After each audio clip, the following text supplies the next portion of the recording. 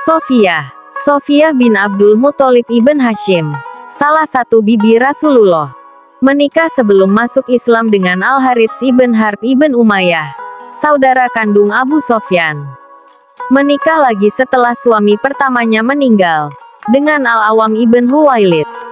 Melalui pernikahan ini beliau dikaruniai anak, yaitu Al-Zubair, Abde Al-Kabah dan Al-Saib.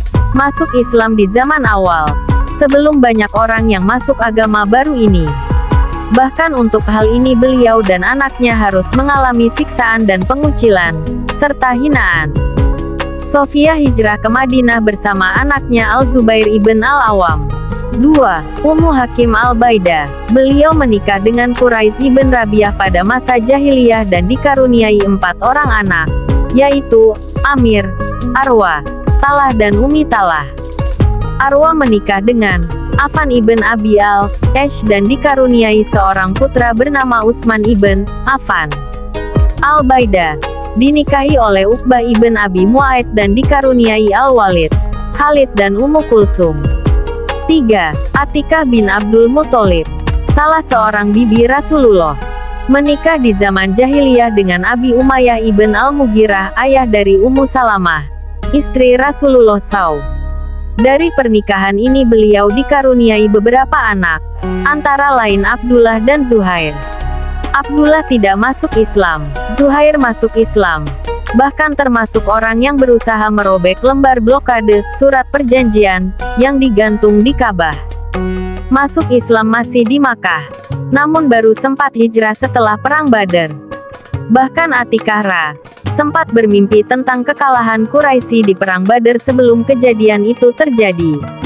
Sayang, setelah beliau tiba di Madinah setelah Perang Badar, catatan tentang sejarah hidup beliau tidak termuat lagi dalam kitab sirah, termasuk tahun wafatnya.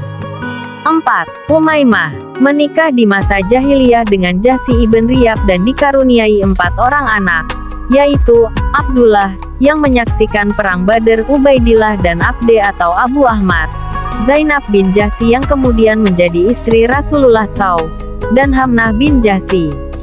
5. Arwa bin Abdul Muthalib ibn Hashim, salah seorang bibi Rasulullah SAW, menikah di zaman jahiliyah dengan Umayyah ibn Wahab ibn Abde Manaf, dikaruniai anak laki-laki bernama Tulaib. Setelah suaminya meninggal, beliau menikah lagi dengan Arta'ah ibn Syarhabil ibn Hashim. Dari suami keduanya ini beliau dikaruniai seorang putri bernama Fatimah. 6. Barah dinikahi pada masa jahiliyah oleh Abdul Asad ibn Hilal dan dikaruniai Abu Salamah yang menyaksikan Perang Badar. Abu Salamah menikahi Ummu Salamah bin Abu Umayyah, dan setelah Abu Salamah meninggal beliau dinikahi oleh Rasulullah SAW.